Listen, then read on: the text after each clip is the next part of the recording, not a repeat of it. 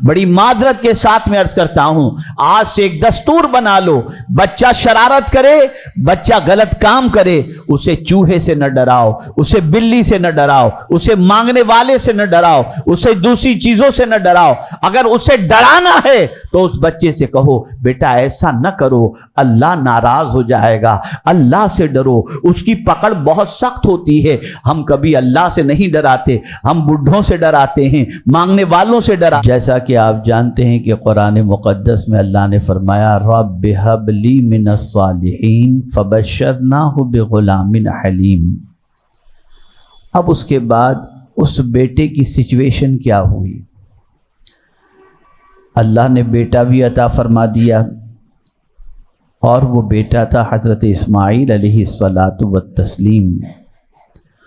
اور جب حضرت اسماعیل علیہ الصلاۃ والتسلیم ایک ایسی عمر کو پہنچے جس عمر کا تذکرہ قرآن نے کیا فلما بلغ معہ السعی،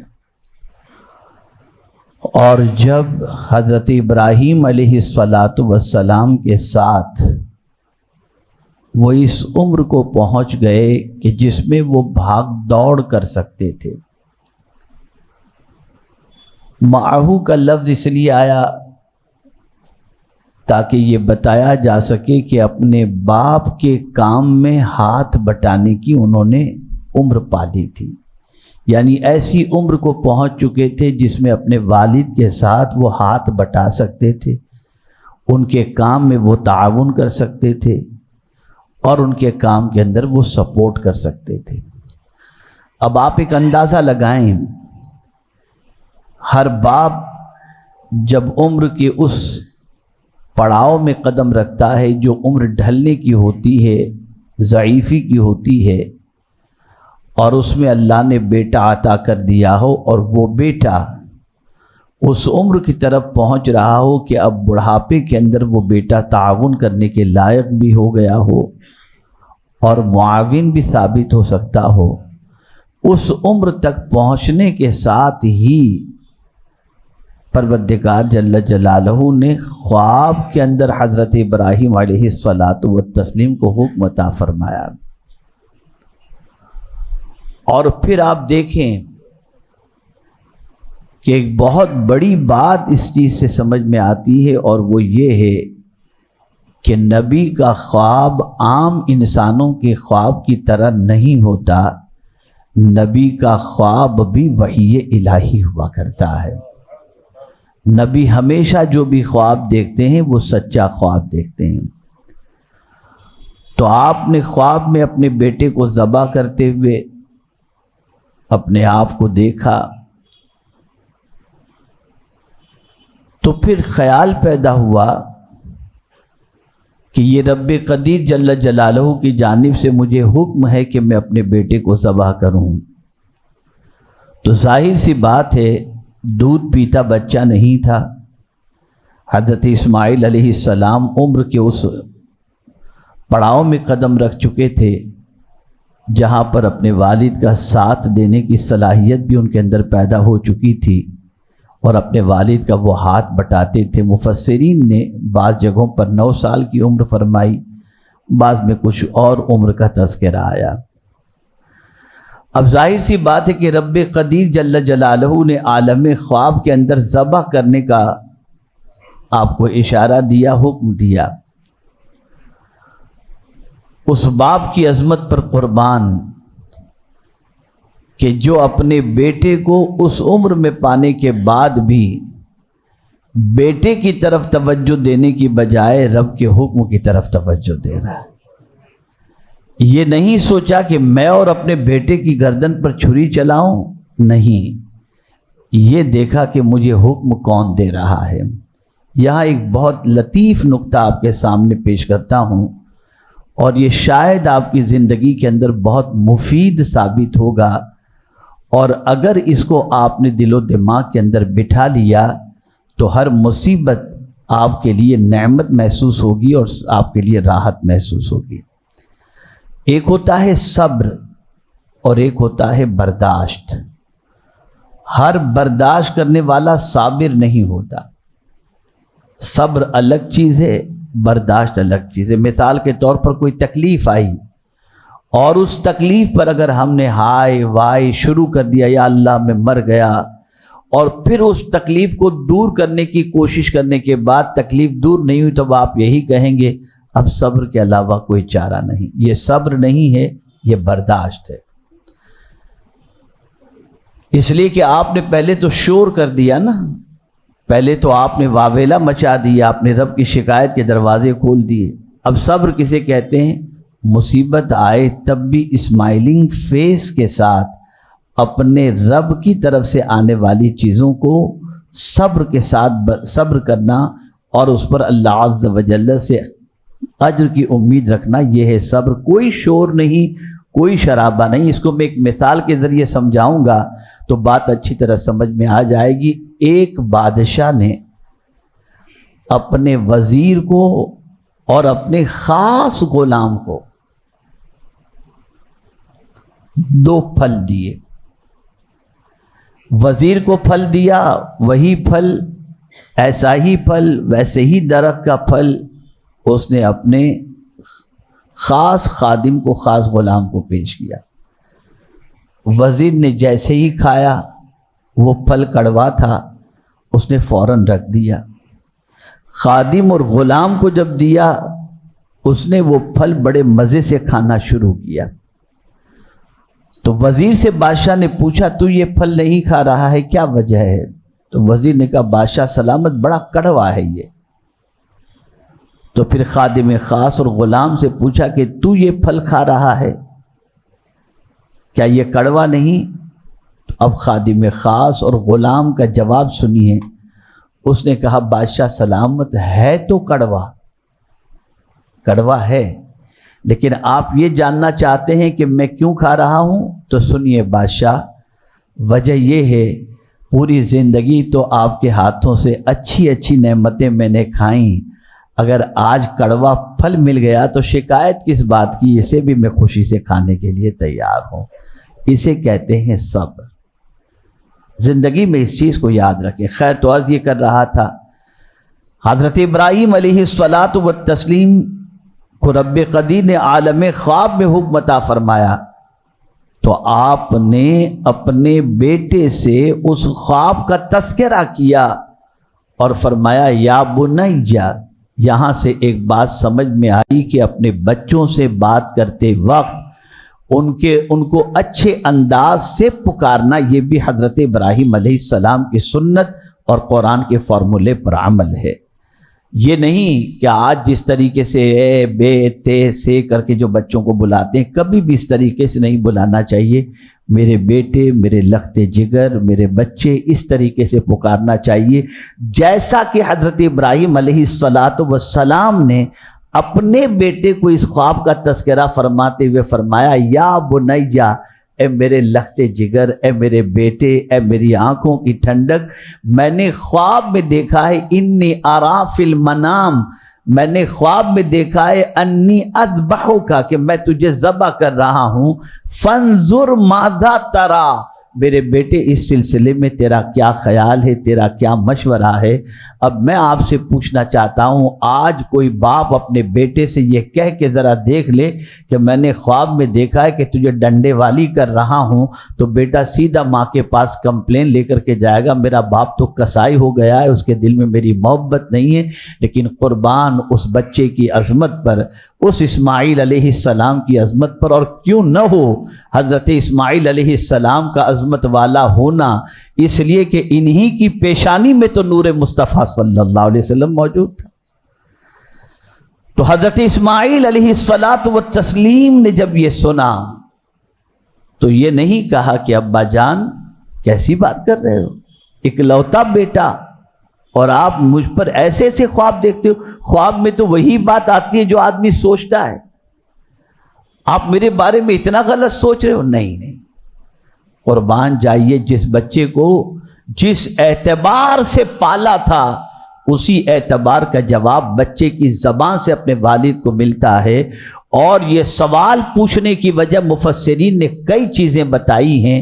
ایک تو یہ ہے چونکہ یہ اللہ کا حکم تھا، بیٹے کو ذبح کرنے کے حوالے سے، تو بیٹے سے مشورہ طلب کرنے کی وجہ یہ تھی تاکہ بیٹا اگر خدا نخواستہ کچھ اس کے اندر کوئی تردد پیدا ہو تو اس کو کنوینس کیا جا سکے، سمجھایا جا سکے۔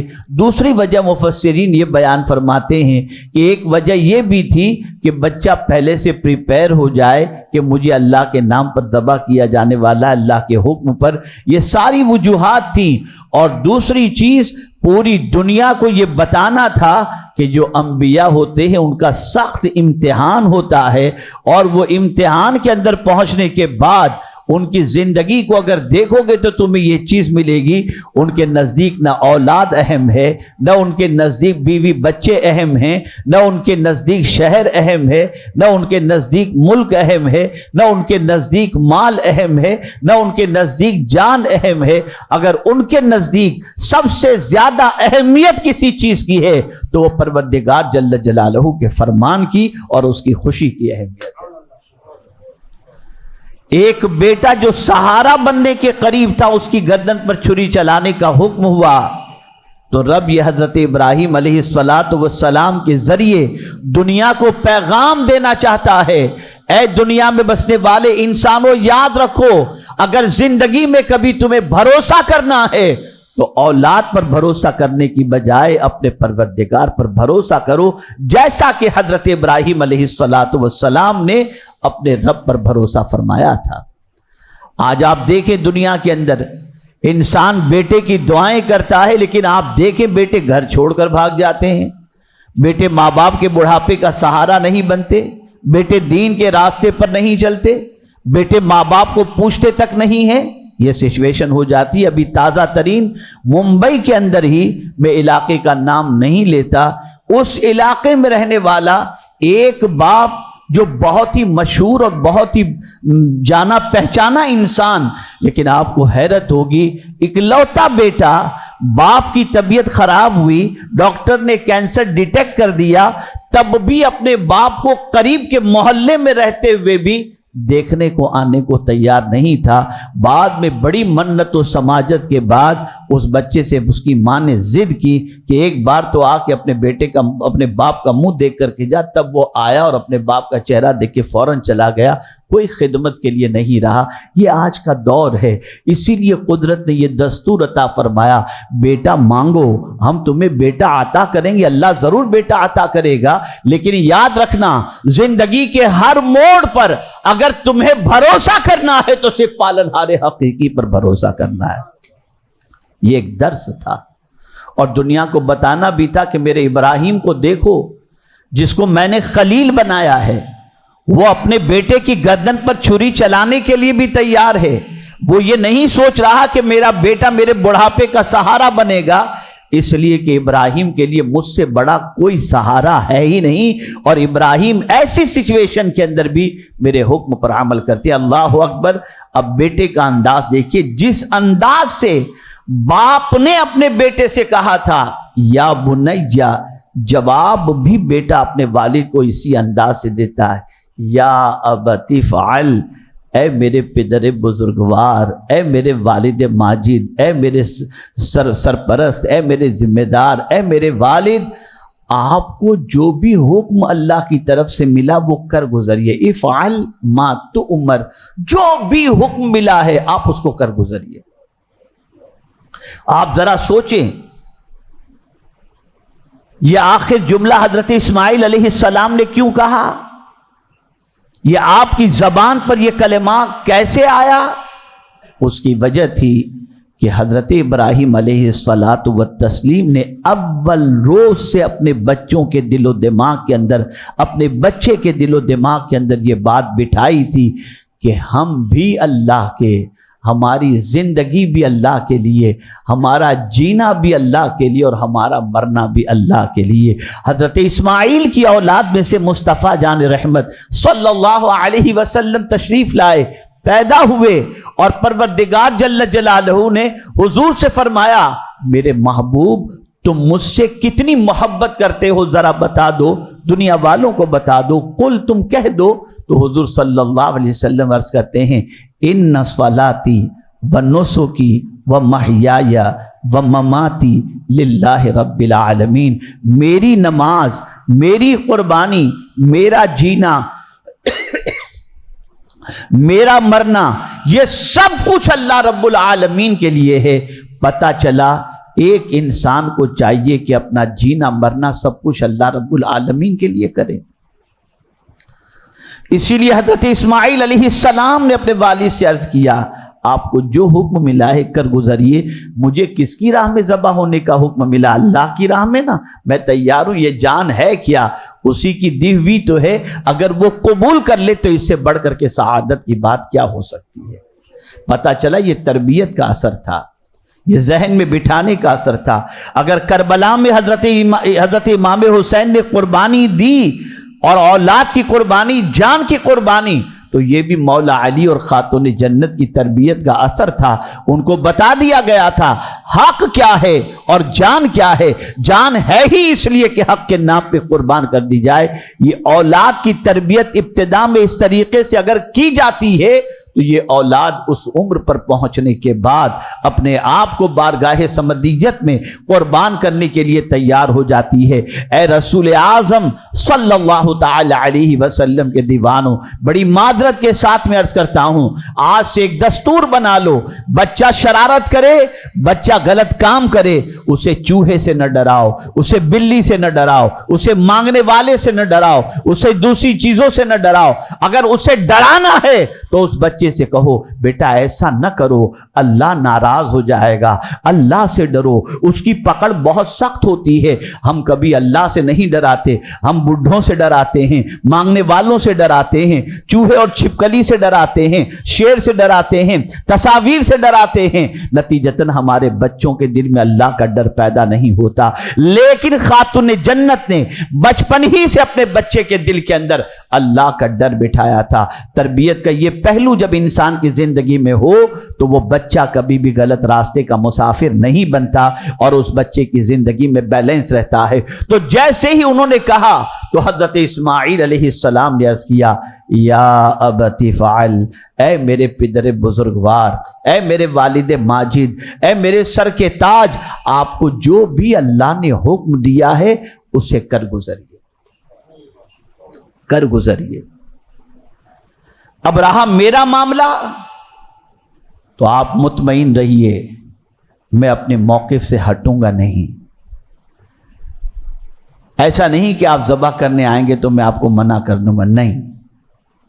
قربان جائیے، قرآن نے اس کو کتنے پیارے انداز میں مینشن کیا، ستجدنی انشاء اللہ من الصابرین، ان قریب مجھے پائیں گے، اگر اللہ نے چاہا تو صبر کرنے والا پائیں گے۔ اللہ اکبر۔ یہاں جو بات سب سے زیادہ قابل غور ہے وہ یہ ہے، انشاءاللہ، اگر اللہ نے چاہا۔ یہ ہمارے کلچر کا ایک حصہ ہے، ہماری تہذیب کا ایک حصہ ہے۔ اور یاد رکھیں قرآن کہتا ہے وَمَا تَشَاءُونَ إِلَّا أَن يَشَاءَ اللَّهُ رَبُّ الْعَالَمِينَ، جو تم چاہو گے وہ ہو جائے یہ ضروری نہیں ہے، ہوگا وہی جو سارے جہان کا پالنے والا چاہے گا۔ کبھی بھی کانفیڈینشلی انسان کو نہیں کہنا چاہیے کہ میں یہ کر ہی لوں گا، آج ہمارے ارے میں کل کر لوں گا، ارے کل ملتے ہیں، نہیں۔ ہمیشہ انشاءاللہ۔ حضرت اسماعیل علیہ السلام، اللہ اکبر، اتنے عظیم پیغمبر ہونے کے باوجود بھی حضرت اسماعیل علیہ السلام کانفیڈینشلی نہیں کہتے بلکہ کہتے اگر اللہ نے چاہا۔ اور یہ کہنا اتنا ضروری ہے کہ اگر یہ نہ کہو تو کام خراب ہو جاتا ہے۔ ایک مرتبہ رسول اعظم صلی اللہ علیہ وسلم نے کل کے بارے میں یوں ہی کہہ دیا اور انشاءاللہ نہیں کہا، وحی کا سلسلہ رک گیا۔ اللہ نے فرمایا وَلَا تَقُولَنَّ لِشَيْءٍ إِنِّي فَاعِلٌ ذَلِكَ غَدًا إِلَّا أَن يَشَاءَ اللَّهُ، ایسا میرے محبوب نہ کہو کہ کل میں یہ کام کر لوں گا، بلکہ یہ کہو کہ اگر اللہ نے چاہا تو میں یہ کام کل کر لوں گا۔ اور ہمارا حال کیا ہے؟ ارے تم فکر نہیں کرو 100%، ارے بھائی کوئی 100% نہیں، تم رہو گے یا نہیں رہو گے کس کو معلوم۔ تو حضرت اسماعیل علیہ السلام نے درس دیا، اگر اللہ نے چاہا تو تم مجھے صبر کرنے والا پاؤ گے،